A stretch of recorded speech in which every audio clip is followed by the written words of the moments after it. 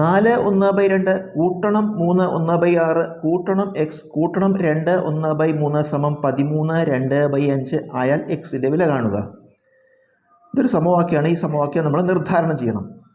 അതിനായിട്ട് സമത്തിൻ്റെ ഇടതുവശത്ത് എക്സ് ഒഴികെ ബാക്കി എല്ലാം കൂടി കൂട്ടുക. സമത്തിൻ്റെ ഇടതുവശത്ത് എക്സ് ഒഴികെ ബാക്കി 4 1/2 3 1/6 2 1/3 കൂട്ടണം.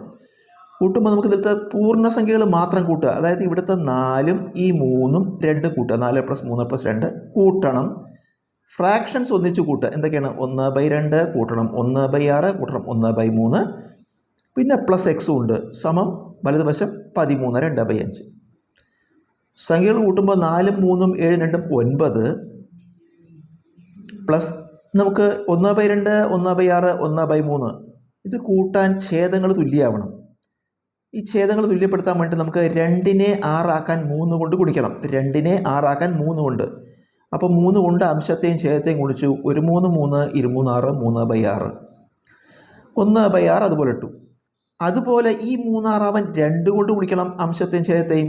1 2 2/3 6 പ്ലസ് എക്സ് സമം 13 2/5 9 പ്ലസ് ഇപ്പോൾ ഛേദങ്ങൾ തുല്യമായി.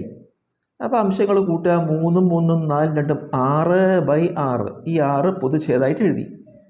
പ്ലസ് എക്സ് സമം 13 2/5 9 പ്ലസ് 6/6 1 പ്ലസ് എക്സ് സമം 13 2/5 9 1 കൂട്ടിയ 10 പ്ലസ് എക്സ് സമം 13 2/5.